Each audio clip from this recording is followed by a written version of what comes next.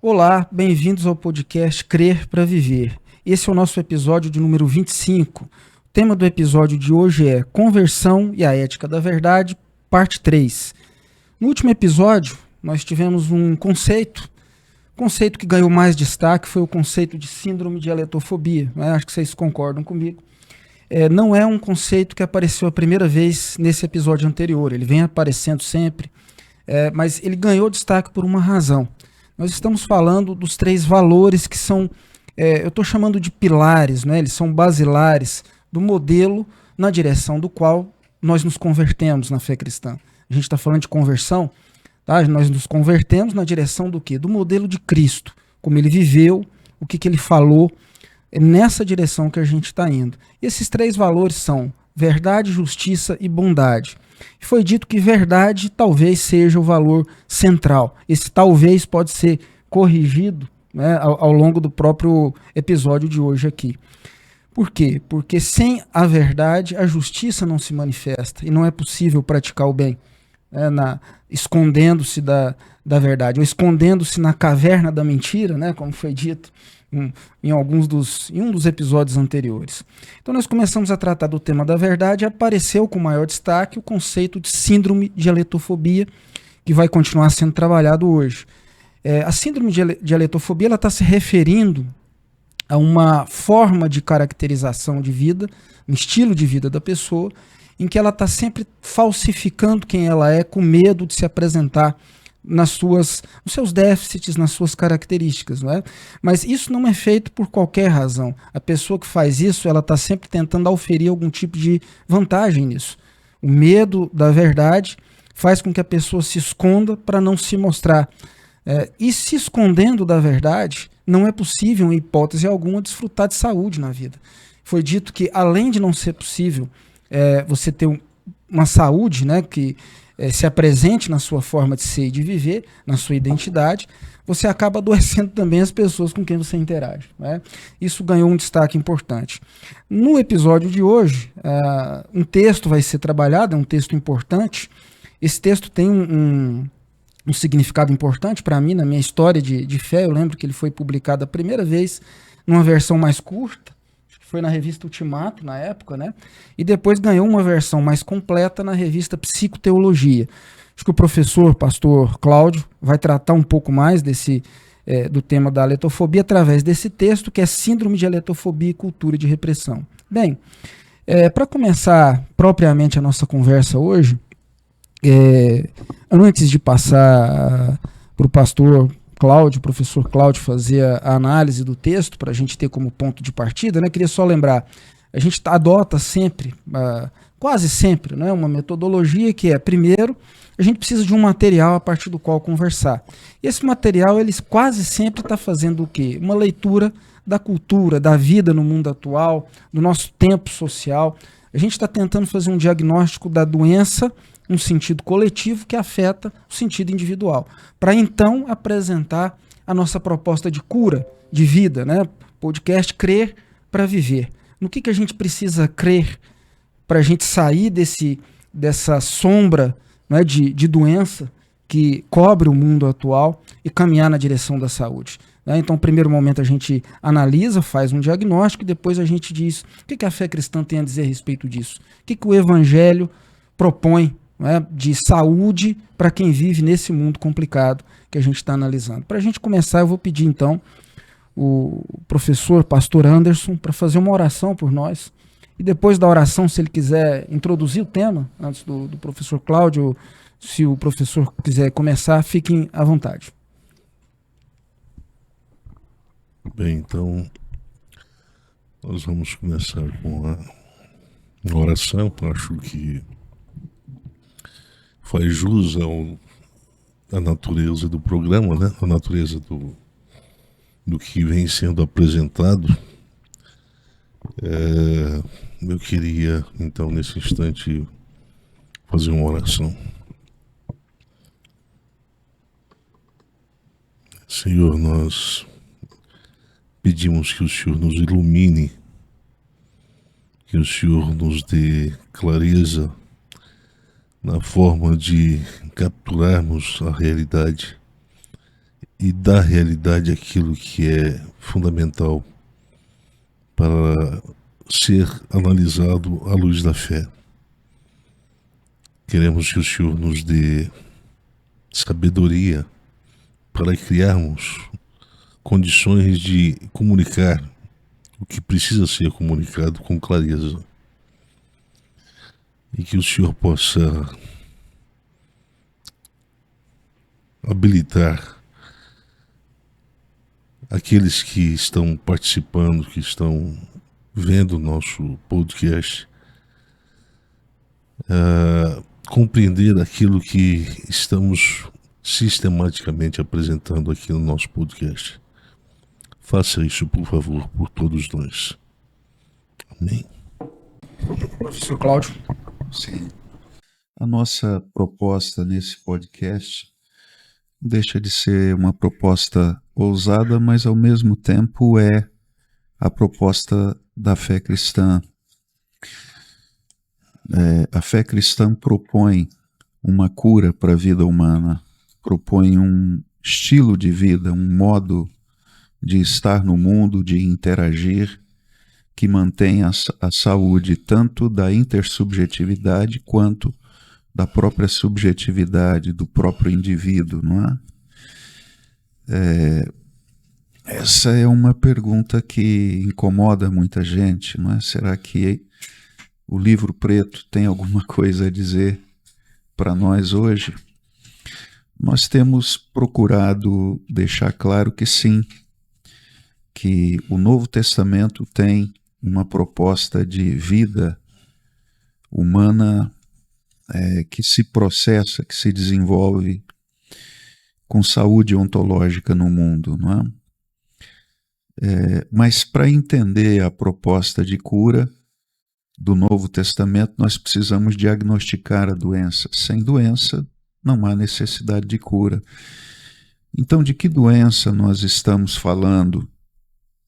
Ela não é nova. A aletofobia esteve presente em toda a configuração de vida humana ao longo da história, não é? Mas nessa nossa sociedade que se organizou a partir de mudanças muito importantes que envolvem a construção de um mundo edocultural, um mundo em que a cultura define valores que devem ser assumidos pelo indivíduo num embate entre a sociedade e o indivíduo. O indivíduo é chamado a se adequar, a consumir esses valores que o colocam sob o holofote nessa sociedade, não é? Então, viver sem beleza nessa nova configuração social significa cair no ostracismo, perder o holofote, não é? Arcar com o ônus da exclusão, do desencaixe afetivo. Vale a gente lembrar que está nos vendo de que o conceito de beleza que o professor está nos apresentando é um conceito de beleza ontológica, né? Beleza na forma de viver, beleza na forma de se expressar na vida. Sim.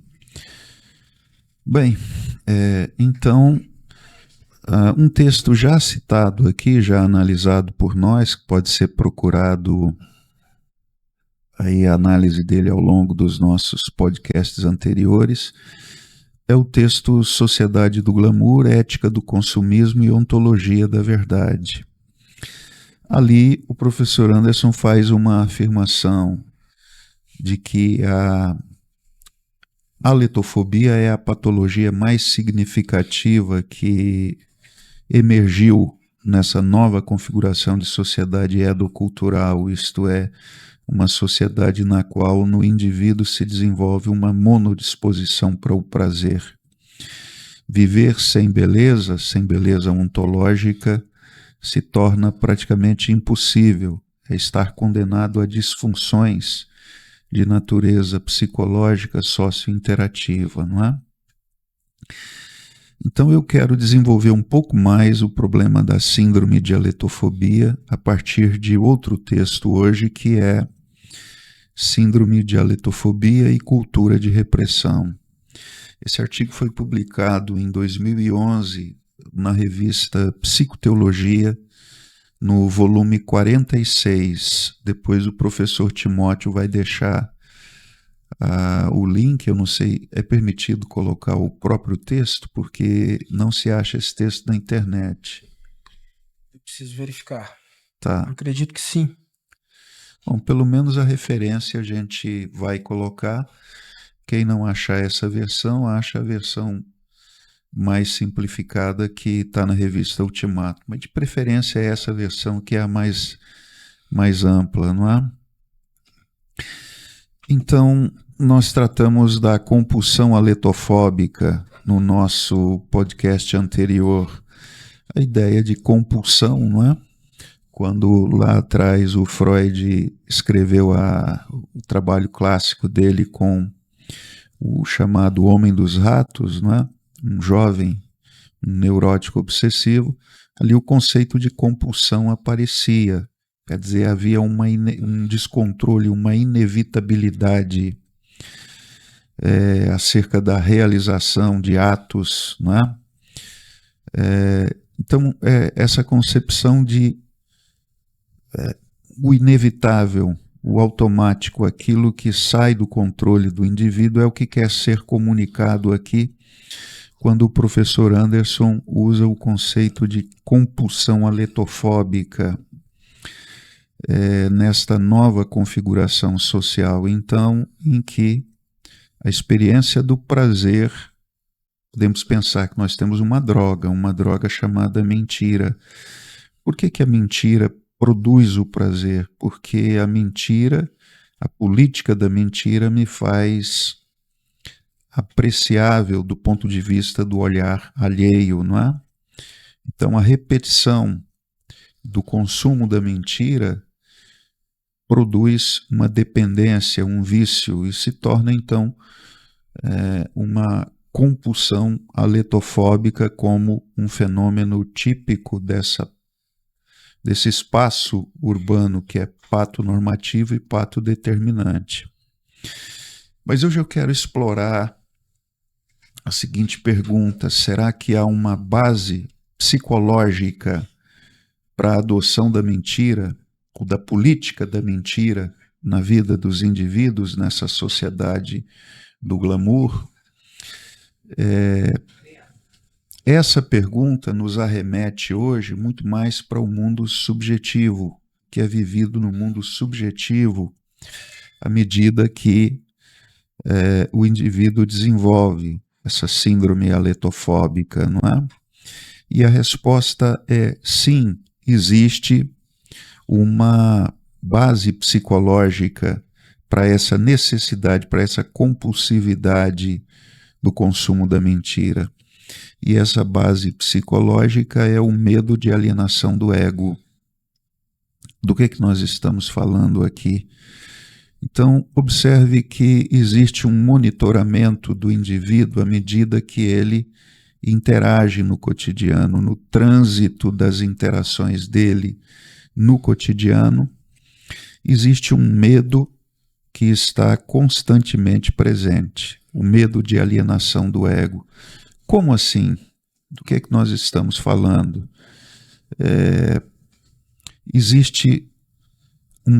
Em toda interação existe uma possibilidade que torna exponencial a ansiedade do indivíduo, qual seja, do ego ser flagrado por si mesmo e pelo outro na condição de déficit ontológico, isto é, de ausência de beleza. E qual é o resultado disso? O resultado disso é uma constatação autodepreciativa do indivíduo, que ele a qualquer preço quer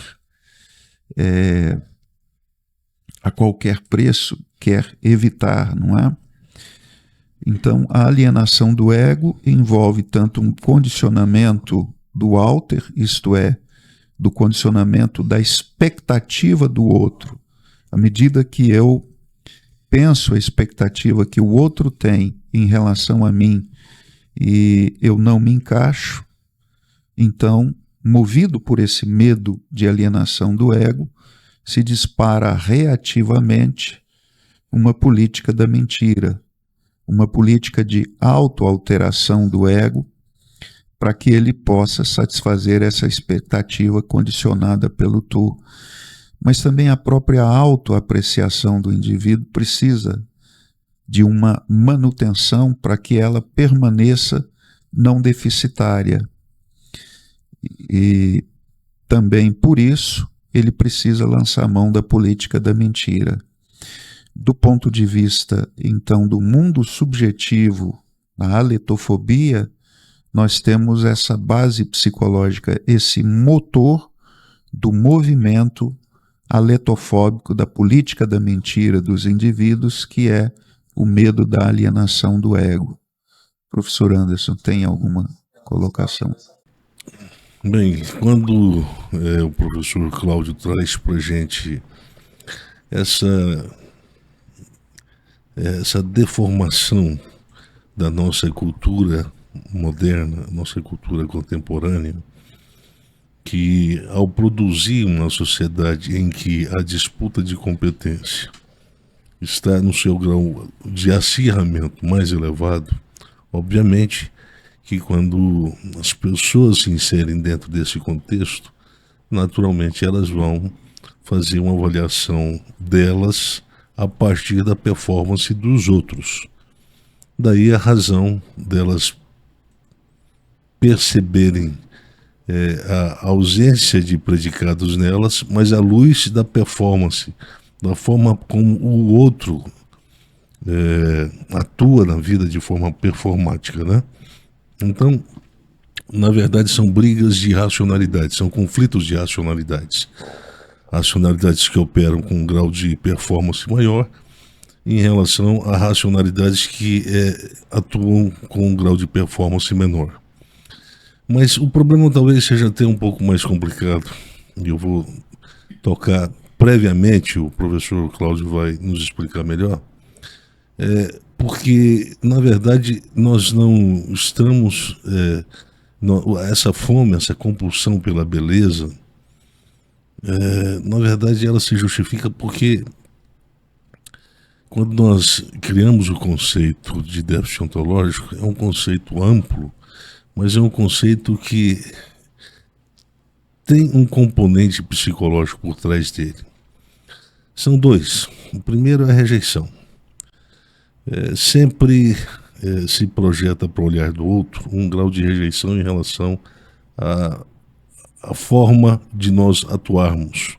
Então, quando por exemplo, eu vou a uma empresa buscar algum tipo de atuação, algum tipo de emprego, eu vou ser naturalmente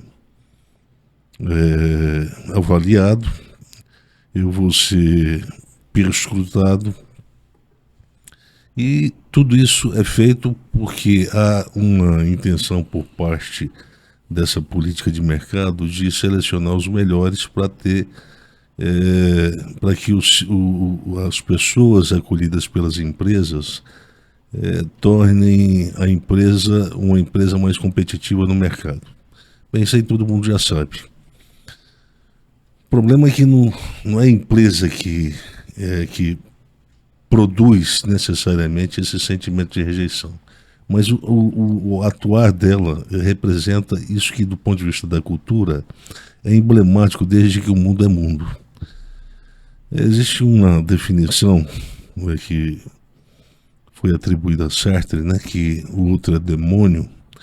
Esse é o olhar da cultura da repressão. A cultura da repressão, ela sempre atua de forma a suprimir certos componentes performáticos da minha racionalidade atuante, né? Então isso é característico de todo olhar castrador, né? Então ele, de certa forma, ele é seletivo, mas via de regra o que ele seleciona para extrair é justamente aquilo que me coloca condição deficitária difícil de ser recomposta para atuar de igual para igual com o meu concorrente, né? Basicamente, essa é a lógica psicológica da disputa de competências. E por trás dela, então, a rejeição sempre representa uma negatividade. Ela sempre representa uma experiência de, não de reparo, mas de amputação dos meus predicados morais, né? E quando eu assimilo isso, quando eu percebo isso na minha forma de interagir no mundo, então eu, a partir dessa crítica que vem da cultura de repressão, eu crio um olhar de mim para mim mesmo. Esse olhar de mim para mim mesmo representa a autorrejeição, né? É a forma como eu me olho, é sempre uma forma severa. A gente, quando avalia as pessoas, a gente avalia, às vezes com um grau de maldade, mas quando a gente se avalia, via de regra, a gente se avalia com um grau de aspereza muito grande, com um grau de rigor muito grande, rigor performático muito grande.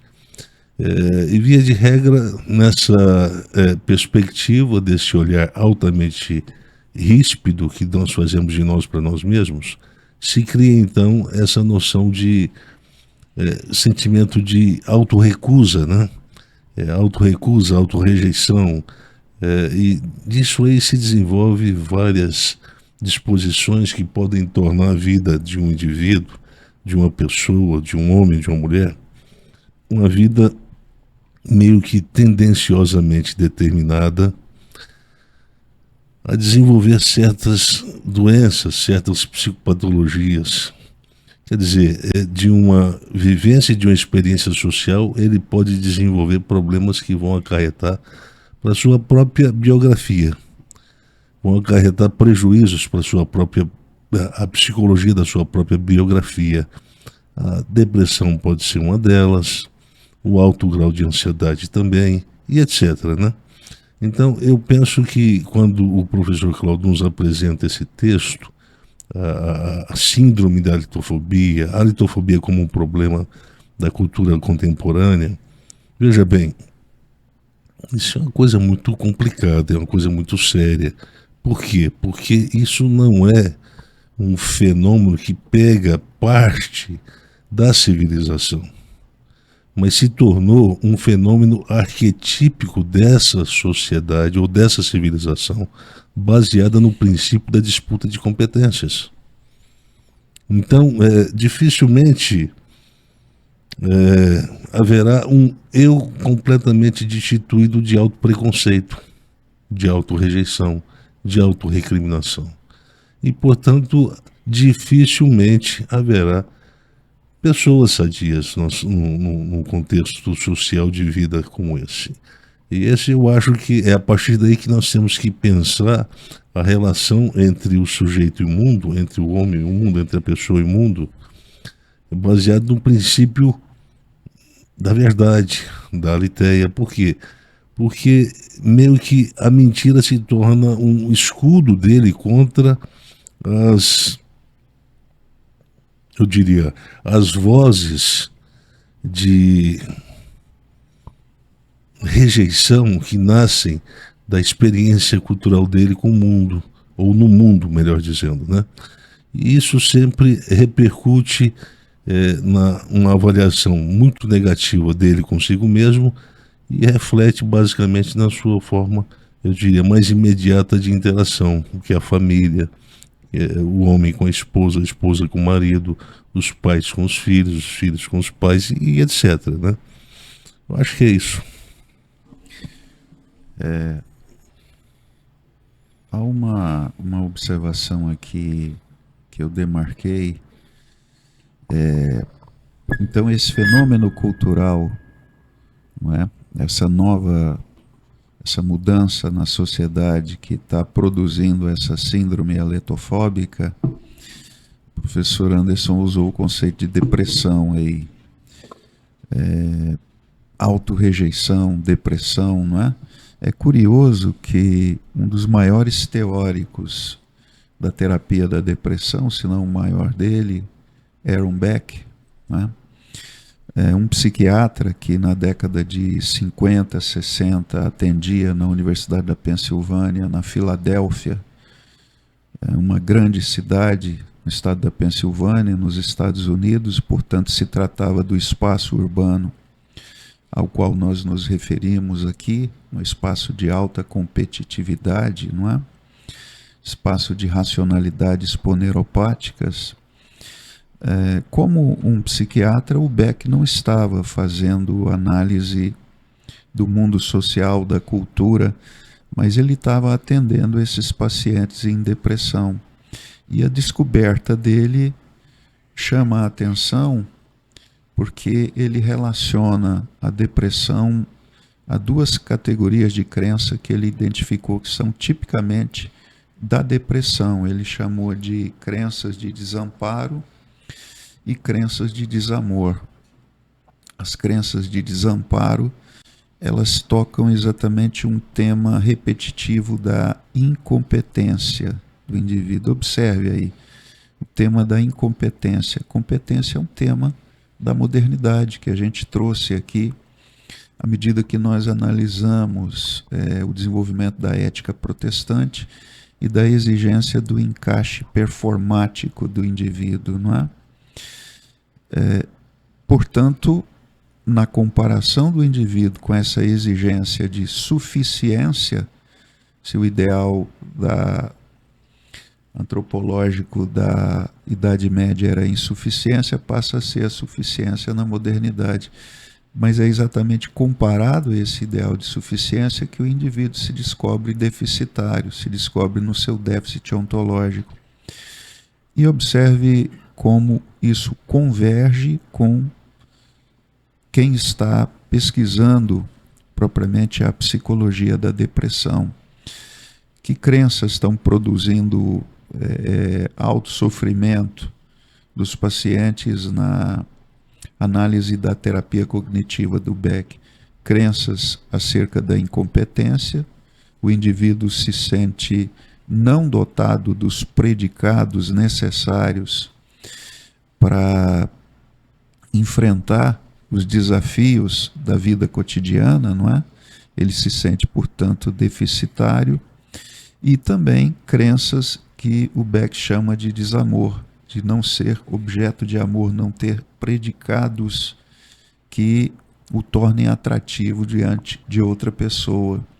Mas que predicados são esses? São predicados que não são definidos pelo indivíduo, são predicados definidos pela cultura, por uma cultura que é perfeccionista, não é? A cultura que exige a perfeição dos indivíduos. Um outro teórico, que foi contemporâneo de Aaron Beck, que foi Albert Ellis, também relacionou as disfunções, o sofrimento psicológico vivido. Ele era um psiquiatra, também um psicoterapeuta, e ele relacionou, ele chamava de as exigências, os devos. Devo ser perfeito, devo ter a beleza, não é? Devo funcionar bem. Então essa exigência perfeccionista conduzia os indivíduos para os mais diversos distúrbios, sofrimentos psicológicos que o Ellis procurou tratar no modelo de psicoterapia dele. Então eu estou chamando aqui a atenção para o fato de que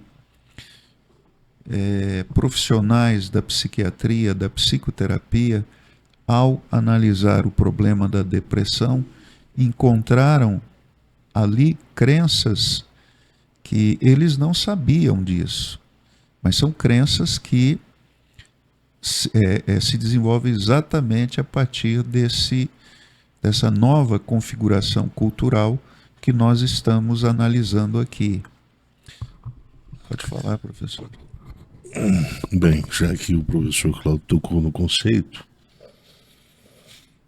o conceito de alienação do ego, medo de alienação do ego, é um conceito que trata exatamente o resultado de uma comparação feita entre a expectativa que o sujeito tem da sua performance em relação à demanda da cultura. A cultura do trabalho, a cultura do afeto, a cultura da integração social, a cultura, enfim, da família, né? Existe sempre aqueles filhos que deram mais certo, aqueles que não deram tão certo. Existe sempre os amigos que são mais empáticos, outros que são menos, outros que são antipáticos, né? Então a gente entra no mundo, e quando a gente se descobre no mundo, a gente se descobre num mundo em que a guerra, o conflito ou a conflitividade, ela está exatamente operando o tempo todo nesse tecido subjetivo que o professor Cláudio já se referiu, que é o tecido da rejeição e da autorrejeição. Saber que o outro que te olha, ele não olha, e o olhar dele é implacável, e é um implacável no sentido negativo. Por isso que eu usei a expressão do Sartre, né? O outro é o demônio, quer dizer, um olhar de acusação em que não há uma margem, por menor que seja, de se pensar a possibilidade de um grau de beleza performático na atuação do ego no mundo das disputas de competência. Ora, nesse mundo, nesse contexto, viver se torna uma experiência complicada, a vida se torna uma experiência complicada. Pode ser que alguém que está nos vendo nesse momento, nos ouvindo, está com depressão. E pode ser que eles estão se encaixando, essas pessoas que estão nos ouvindo, elas estão se encaixando nessa experiência de vida no mundo. É uma experiência difícil, complicada. Quando a gente descobre que a gente veio para esse mundo, não foi para gozar de paz. A gente veio para esse mundo para tentar a conquista da paz na luta, na guerra. Quer dizer, a base da guerra, a base de lutas contínuas. E por isso que o conceito de conflitividade é um conceito que define bem, é um conceito que se refere à própria filosofia de vida do Nietzsche, né? É um conceito que, querendo ou não, diz muito sobre a nossa condição de ser, do estar aí, né? Quer dizer, viver para a gente não é viver para a paz, é viver para a guerra. Por que é viver para a guerra? Porque o potencial de autorrejeição que existe em nós, ele é tão sensível, ele é tão, eu diria, facilmente de ser acionado, que em qualquer experiência que nós travamos dentro do espaço das interações sociais, contém um grau de, eu diria, mortais, um grau, eu diria até mesmo mais do que isso, é um grau de um potencial de autoextermínio, porque na verdade a gente desenvolve uma fome de suprimir o nosso próprio eu, a alienação do ego, mas sempre a partir daquilo que nós interpretamos do olhar do outro. O outro não fala o que ele pensa da gente, o outro não dá um veredito, mas nós percebemos de forma sensitiva, alguma coisa nos dá informação, é uma informação intuitiva, e a gente acaba decodificando essa mensagem que nós captamos intuitivamente e usamos ela contra o nosso próprio eu. Quer dizer, veja bem que o inimigo do eu acaba se tornando o eu mesmo. Por isso que o conceito é relevante, medo de alienação do ego. Por quê? Porque eu sempre vou tentar mortificar o eu, ou os predicados do eu, para tornar possível a adaptação de predicados de outros eus. Então eu tenho que matar coisas em mim para adaptar coisas dos outros em mim. Então eu sou um contínuo assassino de mim mesmo. Essa é a realidade. Um carrasco. Um carrasco. Estilo de vida suicida. Suicídio do próprio ego. Posso falar isso? Pode. Aqui pode. Pois A questão é se isso está sendo percebido, né? Por isso que viver, na verdade, se torna um drama. É um drama sério, porque eu disse nesse mesmo artigo, Síndrome de Aletofobia, é que a fé cristã não propõe essa lógica de interação, onde o eu tem que matar coisas no eu para importar predicados de um tu. Ao contrário, ela admite que nesse universo de interação, a autenticidade, a forma autêntica de viver, significa aceitar as próprias incompletudes. Sim. Né? Então, aceitar que nós interagiremos sempre com ausência, com incompletudes de predicados. A interação na sociedade e na vida do mundo é a interação dos imperfeitos. Né? Está lá no texto, né? Sim. No texto, eu anotei aqui, eu acho que vale a pena citar. Você diz que a psicologia da existência da fé cristã, nela não existe possibilidade de se desenvolver a síndrome de aletofobia.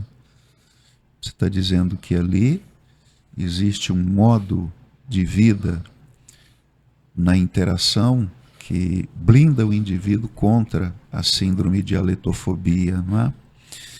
Porque nessa psicologia da existência na fé cristã, a interação dos diferentes não se realiza na base de uma exigência moral neurotizante.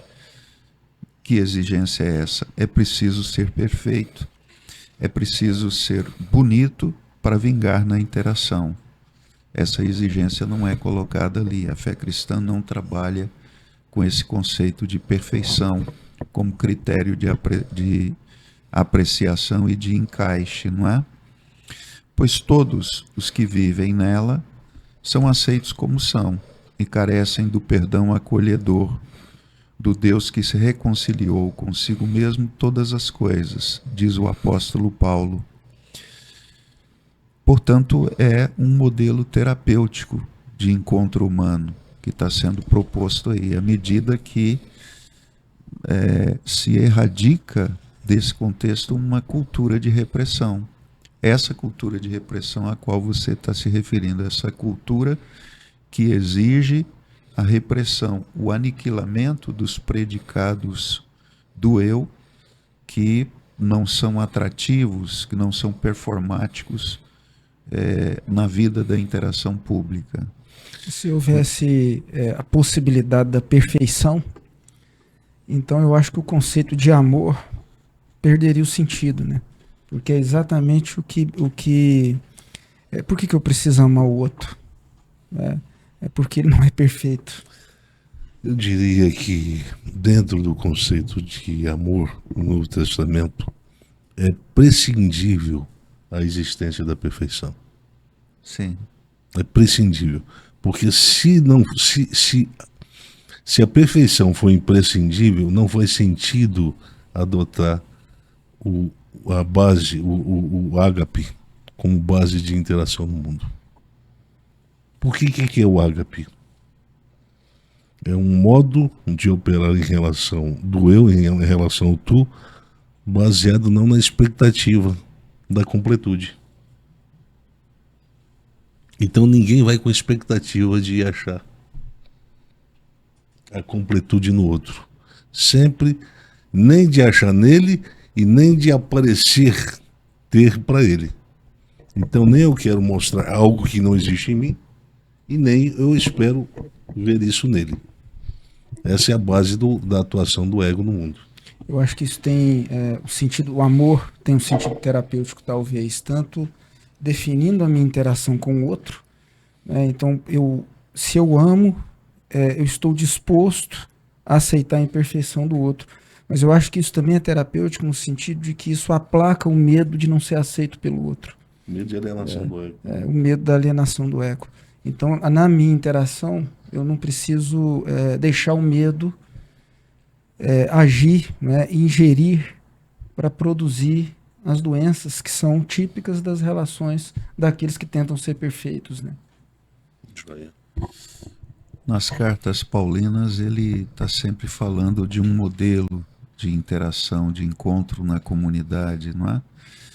A gente encontra ali, não mintais uns aos outros. Portanto, ele está falando de um contexto de interação na qual o medo de alienação do ego não está presente. Carregai as cargas uns dos outros, não é? Você não precisa carregar a carga daquele que é competitivo. Então, nesse encontro, só tem uma função para o forte: servir o outro, não é? Não há aí aquilo que nós chamamos de racionalidade poneropática, que é aquela racionalidade que pressupõe exaltar o déficit do outro para me exaltar. Se trata de matar ou morrer, não é? Eu acho que tem mais um elemento aqui, mais alguns elementos aqui interessantes para a gente falar sobre a síndrome aletofóbica, não é? Desse medo de alienação do ego parece se desdobrar também uma necessidade neurótica de autoafirmação do ego. Por que isso? Por que essa necessidade neurótica? Ela é compulsiva, existe ali o elemento de uma aflição constante nos encontros, à medida que, de maneira alguma, né, eu posso me perceber nessa condição de inferioridade. Então, os movimentos dos indivíduos, eles são sempre movimentos aflitivos. Nasce uma intencionalidade aí de imediatamente reconfigurar a minha imagem de maneira que eu possa sobreviver na presença do outro, não é? Isso significa que o aletofóbico vive de forma estressante nesse mundo. A atividade reflexiva dele é uma atividade patonoética, é uma atividade cognitiva do aletofóbico, usando aqui conceitos da teoria do sistema de estruturação de crença sócio-interativo. A atividade cognitiva do aletofóbico, ela é patonoética, não é? Quer dizer, ela é uma atividade que produz sofrimento, que multiplica crenças de natureza oxidante. Crenças que produzem exatamente esse suicídio, essa autonegação, essa autoaniquilação dos predicados desse indivíduo que não podem ser, têm que ser negados, não podem ser apresentados na interação, não é? Então, observe, não é sem razão que nossa sociedade esteja produzindo tanto a presença dos distúrbios de ansiedade, da depressão, não é? Isso está relacionado, por trás de tudo isso está esta patologia identificada aqui, patologia que nasce de um novo cenário cultural que fez da verdade um componente que provoca nesse novo indivíduo a alergia, não é? Nós temos uma criptonita que tira do indivíduo o poder de se alterar. Essa criptonita é a verdade. Pois é, então nós vamos falar sobre a verdade em várias perspectivas, né? A gente avisou isso para o nosso ouvinte, né? Quem nos acompanha no nosso podcast. Mas do ponto de vista, eu diria, ontológico, saber como viver na verdade, como esse viver na verdade deve acontecer, né? Deve se apresentar ao mundo. Vai para essa direção que o professor Cláudio agora acabou de contar. Como é que se vive na verdade? Se vive sem um medo. Um medo de não ter predicados que sejam suficientemente alvejados do ponto de vista positivo, do ponto de vista da inclusão, pelo outro, e também não se tem a necessidade de conquistar uma falsa empatia, uma falsa simpatia do outro ao camuflar certos predicados morais que são constitutivos da minha forma de ser. Eu tenho consciência, mas não posso deixar que o meu próximo, o tu com o qual eu interajo, tome consciência, porque eu não tenho ainda informações necessárias sobre como ele reagiria diante desse conhecimento. Se seria um conhecimento que colocaria em risco, em xeque-mate, as chances de eu sobreviver nesse mundo, ou não. Então, por causa desse medo, o ego ele vive essa consciência de conflito, de autoconflito o tempo todo. Conflito e aí se torna um problema complicado, porque ele acaba despatologizando a mentira como um problema moral. Então, mentir não é um problema. Mentir é uma necessidade. Não pode ser um componente que condene o ego. Porque senão, ou o ego adota a forma litofóbica de interagir no mundo, ou ele vai para o cemitério, acompanhado do corpo e da pessoa. Sim. E, no entanto, no texto Sociedade do Glamour, na parte final do texto, existe uma afirmação ali de que a verdade ontológica, não é? A verdade como modo de ser, a verdade como nós dissemos no podcast anterior, a não autoalteração do indivíduo nas interações é a única via para uma vida saudável, porque ali existe uma afirmação de uma coerência entre a crença e o modo de comportamento do indivíduo. E é exatamente isso que blinda esse indivíduo desse medo de alienação do ego. Portanto, a gente tem aí algo que seria interessante dizer para quem nos assiste, não é? Ao mesmo tempo que alguém pode dizer, mas, de certa forma, abdicar da política da mentira é um ato suicida para o indivíduo, à medida que ele é jogado para o ostracismo das interações sociais. E, ao mesmo tempo, nós estamos dizendo que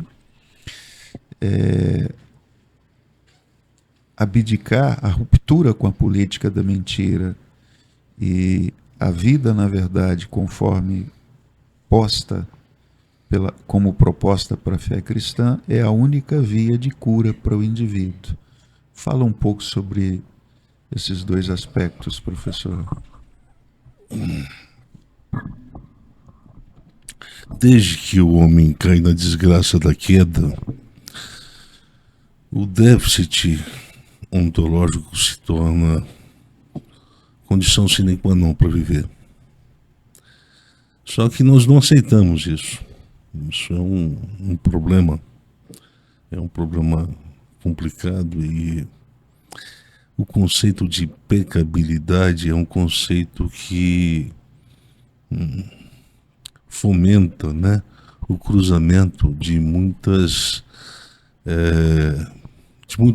pensamentos, eu diria, negativos do eu em relação a si mesmo.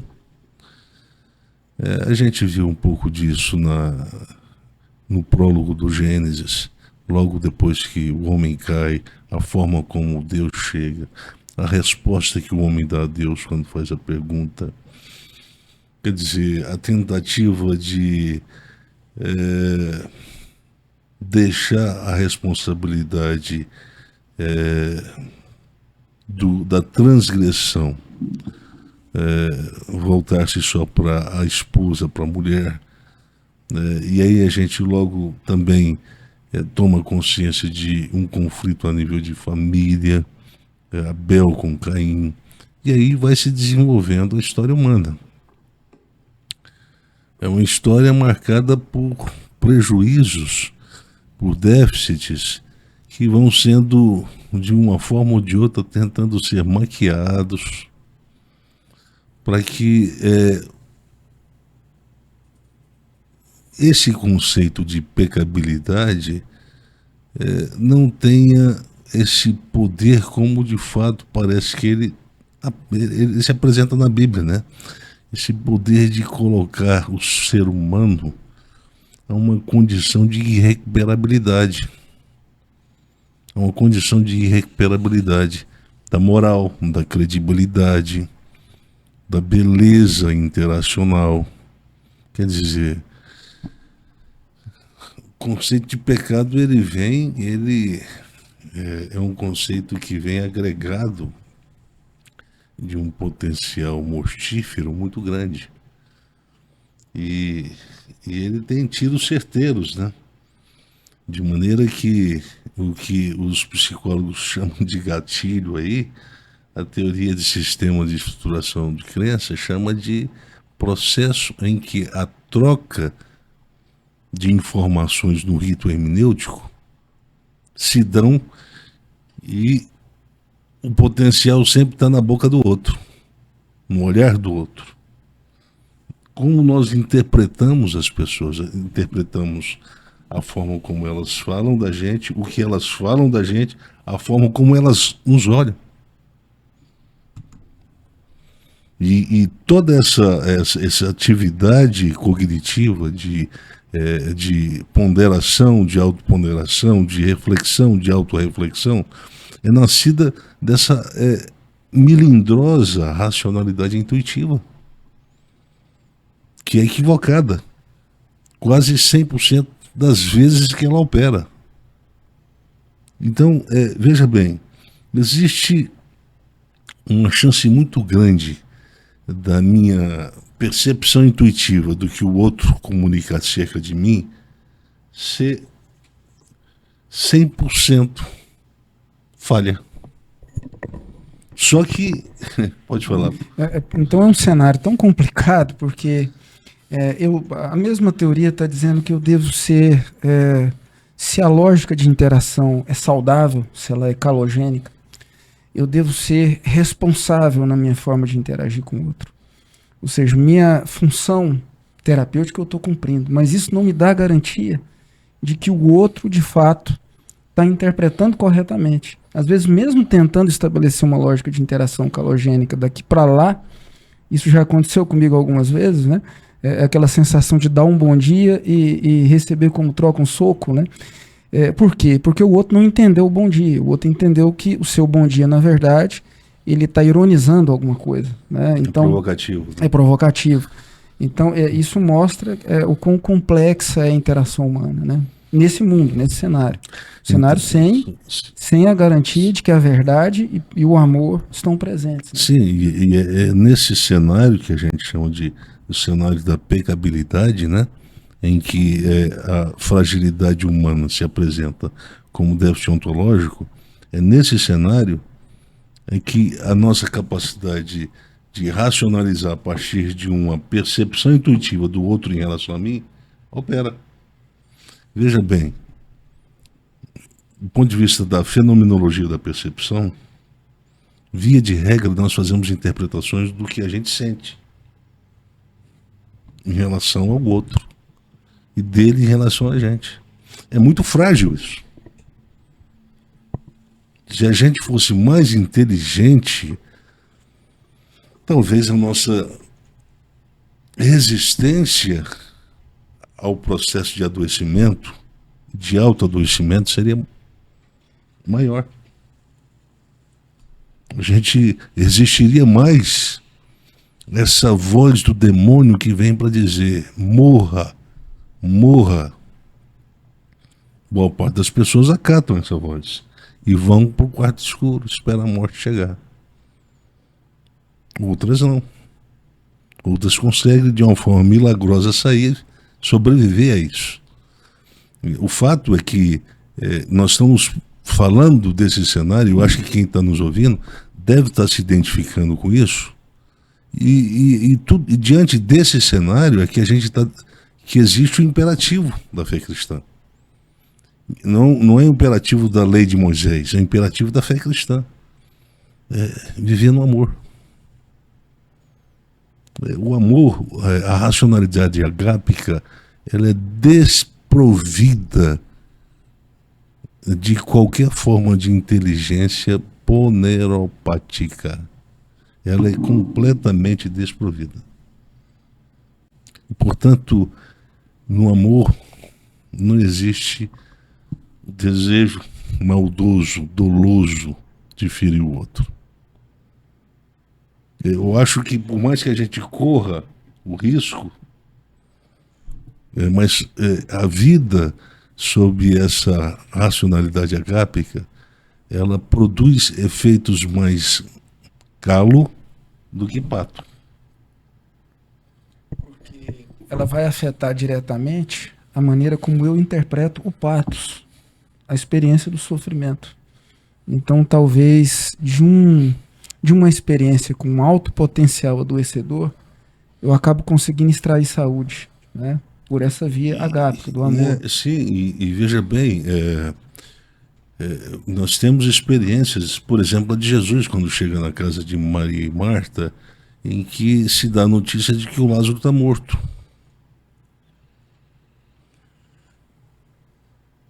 Aí Jesus olha para o cenário, tem pessoas lá dentro, nesse espaço em que ele se encontra com as irmãs de Lázaro,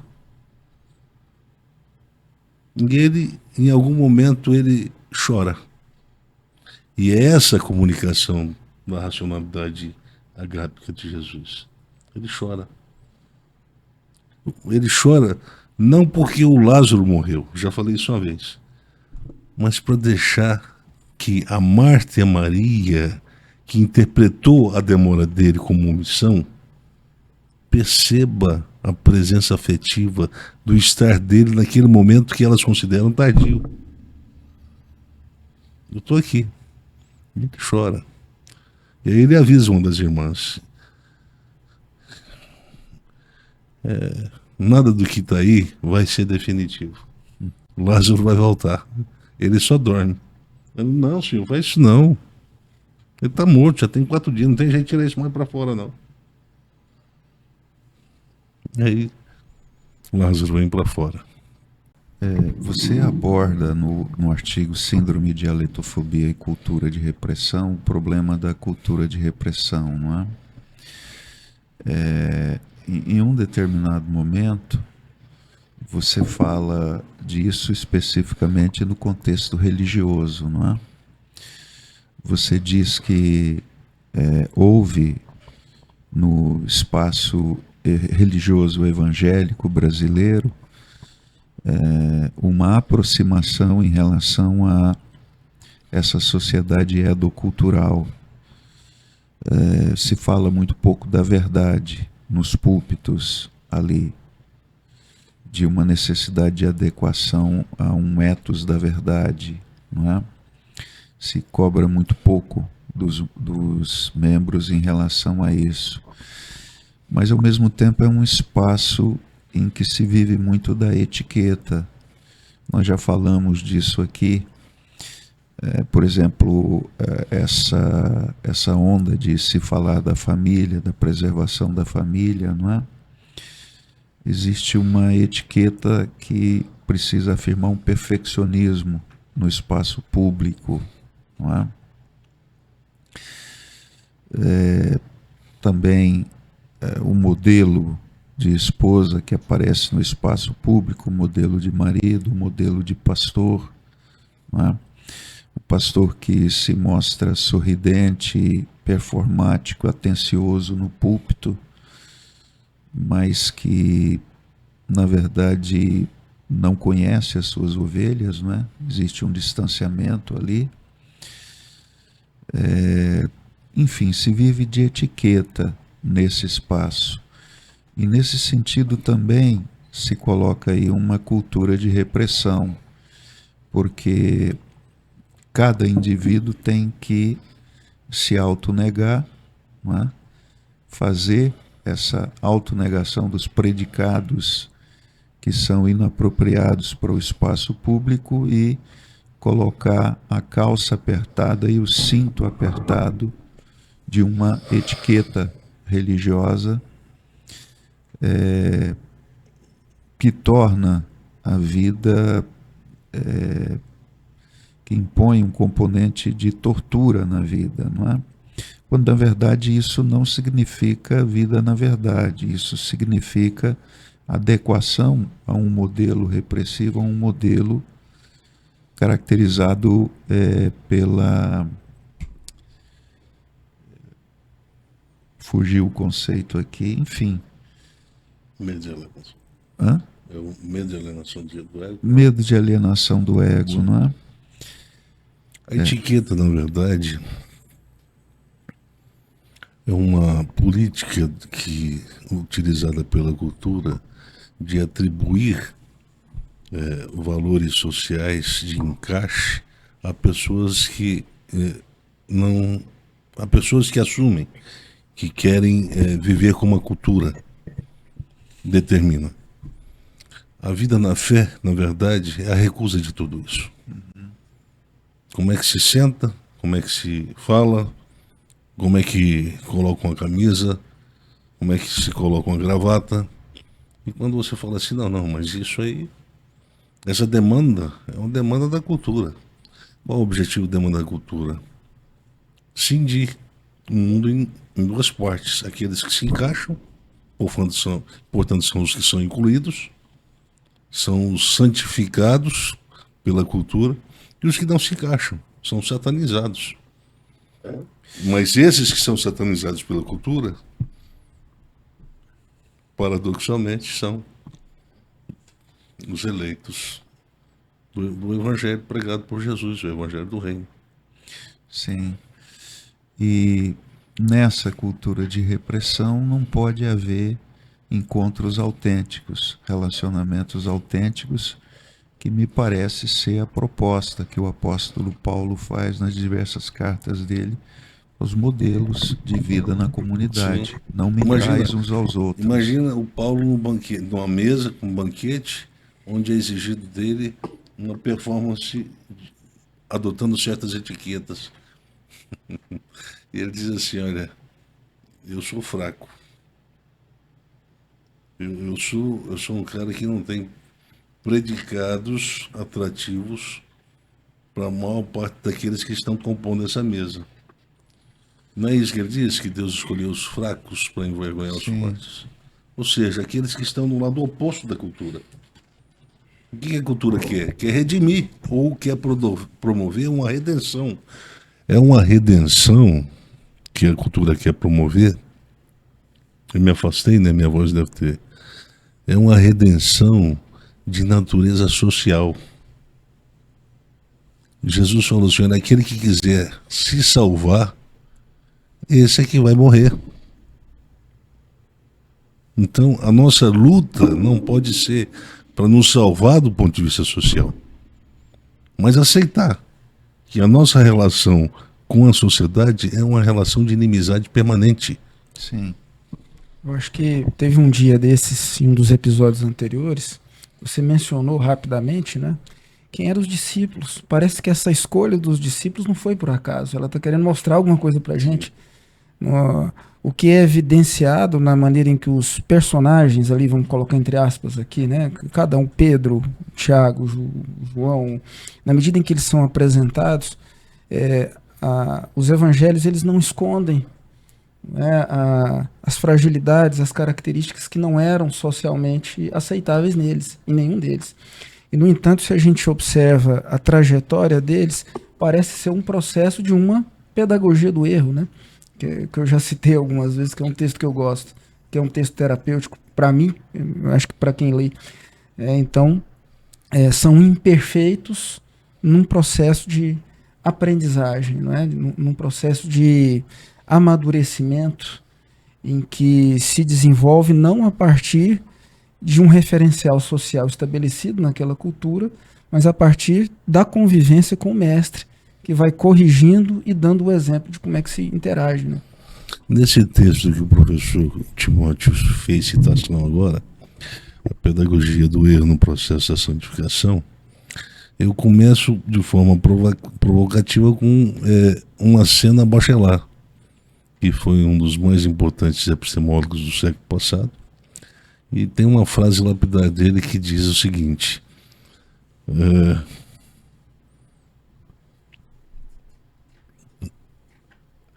a perfeição, o sentido é esse, a perfeição, a maturidade é a soma dos erros praticados ao longo de uma contingência de vida, ao longo de um processo de vida, melhor dizendo. Então, de erros retificados. Erros retificados. Então, são dois problemas aí. O primeiro é que não existe redenção por erro, e, portanto, não se retifica erro. O segundo é que a cultura moral da fé evangélica, que herda boa parte do seu arcabouço, representa um ideal do puritanismo, não se admite o erro. O cara tem que viver certo na vida, bem esticadinho, com a camisa bem passadinha, não pode apresentar nenhuma... Como é que é o nome daquilo lá? Amarrotado, etc. Quer dizer, vida certinha, empinadinha, eretozinho. Essa vida de mentira, baseado na adoção de etiquetas de uma cultura que não tem nenhum compromisso afetivo com a pessoa humana. Mas o bobão vai para a religião, acha que a cultura é um ser muito generoso, a cultura profana, a cultura anticristã, e ele tenta responder a essa cultura adotando as suas etiquetas. Etiquetas são, eu diria, trapaças morais, né? Usadas para aplacar a raiva de uma cultura que reclama a presença e o agregado só de pessoas certinhas na vida, perfeitas, que não erram. Bem, o Novo Testamento não fala desse tipo de sociedade, desse tipo de mundo, mas no século XIX preconizou esse mundo. O século XIX, ele nasce do século XVII e XVIII, né? Quer dizer, a ética puritana é a ética calvinista, para quem não sabe. Podemos, então, querem dar algum fechamento, deixar alguma coisa que sirva para a gente reiniciar o próximo? Sim, eu acho que o importante para a gente que viu atentamente esse primeiro episódio, né?